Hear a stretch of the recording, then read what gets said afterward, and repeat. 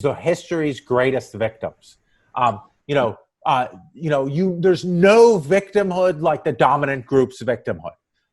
You go to India now, and Hindus who dominate society in every possible way, they dominate every branch of government, they're the vast majority. They claim that they're tremendous victims of Muslims because like 800 or 1,000 years ago, there were some Muslim emperors who supposedly forcibly converted or raped Hindu women. And so this has resulted. This victimhood thing, I mean, we're a young country, and you can see, I mean, this could last for 1,000 years. Yeah.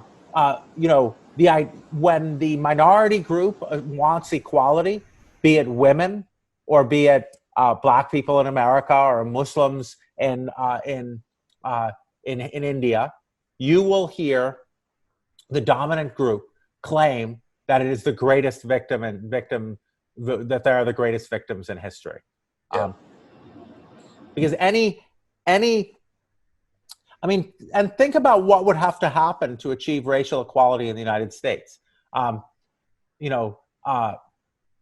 have to, my neighborhood is an almost all white neighborhood. I mean, except for my wife and children, but that is, very few. We'd have to move into this whole neighborhood would have to change. The schools would have to change. You'd have to really restructure everything. And it would be a loss for a lot of people. And the victimhood, when you talk about making everything right, we're all talking about reparations more and more these days.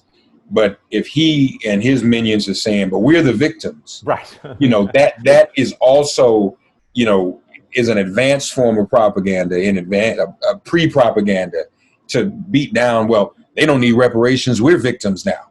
We're the ones who need reparations. And of course, the history of racial hierarchy is a history of extraction where all the money flows up the racial hierarchy, as Du Bois emphasizes in Souls. The land groans from debt. It's extremely expensive to be poor.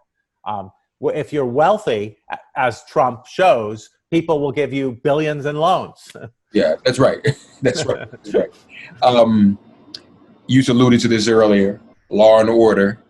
And that's what we've got going on right now. Let's send these undisclosed, unmarked federal agents out into especially Black communities.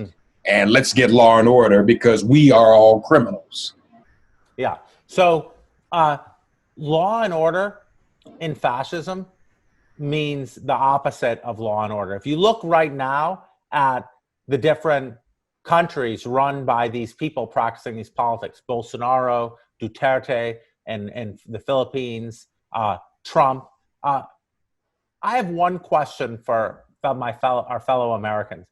Does it feel like there's been a lot of order in the last 3.5 years? Right. I mean, does this feel like order at all?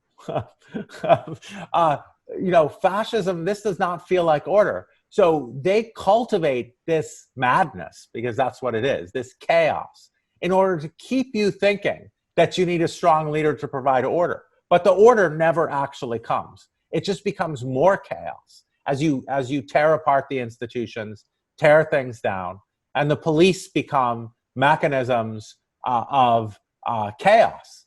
The more police the neighborhood is, the more crime, the more arrests there are, and since the more arrests there are, the more incarceration there is. Since when there's more incarceration, there's fewer parents around. When there are more parents around, you have to call the police when your kid does something bad. When a teenager does something bad, and then instead of getting grounded, they get sentenced. Then you have more crime. So law and order in this politics means is the opposite of law and order. It's lawlessness in the name of law and order. Another pillar, sexual anxiety. So he's losing suburban white women now. Exactly. Right, because he's talking about, look at what I said. Actual racial equality will involve addressing, the NIMBYs, the not in my backyard. You're gonna actually have to dismantle the structure of American cities and put people together so they live together, so they have access to the same resources, the same parks. The Bronx, where you live, has massive asthma problems because of all the pollution from the different highways that go through it. You're gonna have to reorient. The schools are great schools in New York City, but they're in Greenwich Village. They're in they're in the white segregated areas of New York. New York's incredibly segregated. So the suburban housewife thing is all about that. And it's about, and then it's always the case that the men of the feared group are said to be rapists. So Jewish men were said to be rapists.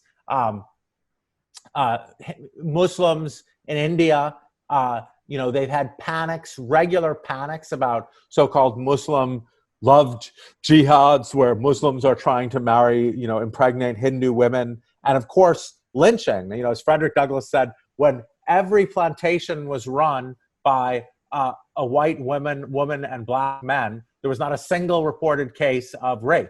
But suddenly, after slavery, there's supposed to be all these rapes. Right.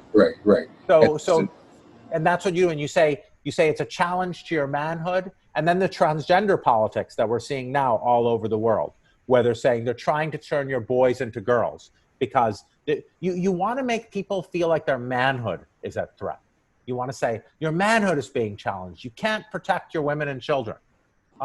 Lynching is about protecting white women from the minority threat. Pogroms in Eastern Europe were about protecting little Christian babies from Jews who supposedly were using them in their ceremonies. And now we're doing that with immigrants. I mean, we've always done it with immigrants, but Trump is tripling down.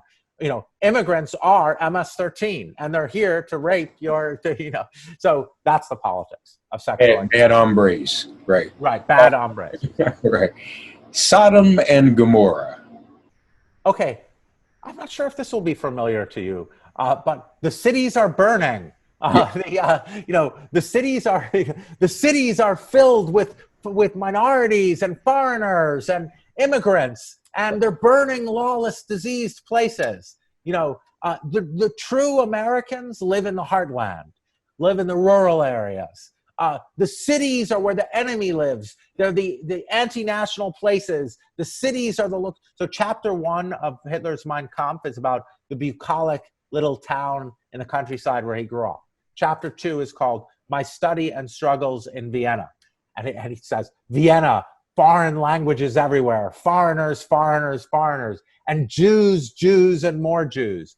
In Europe, Jews were associated with cities. Every city had a ghetto, and the ghetto was the place where the Jews lived.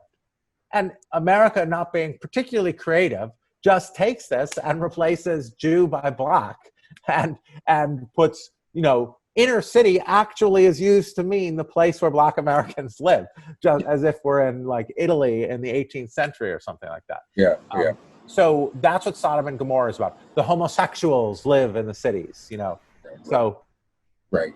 And again, the liberals, the intellectuals, that's all that overlaps in city. Exactly. Chapter 10. Now I can't pronounce that. Is that Arbeit macht frei. Work shall make you free. That was on the gates of Auschwitz, the concentration camp. Because the idea was Jews were lazy. The idea was Jews were lazy and could do no work.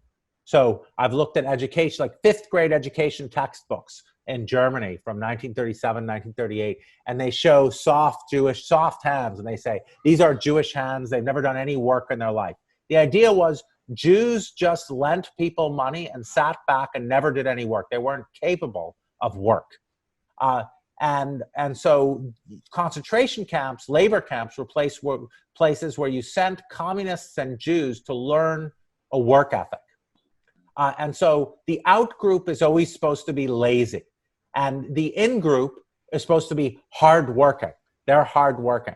And then, the idea of slavery, the idea of prisons, the idea of concentration camps and labor camps was to take a hated group and use their labor for free, and then say, we're giving them a work ethic. And at the core of this is the idea of social Darwinism, of struggle. Hitler's book is called Mein Kampf, My Struggle. And the idea is that the superior group got there because they work harder. They're harder working. And the groups that are inferior are less capable of hard work. And that's why they need to be set to work. And Hitler was deeply influenced here by racial ideology, scientific racism. By the 19th century, scientific racist theories developed in the United States.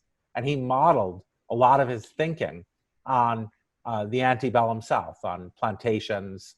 And so, he's like, there's a lot of, most people, they need to be made to work. And so this thinking, and it also, in fact, we also see it with COVID.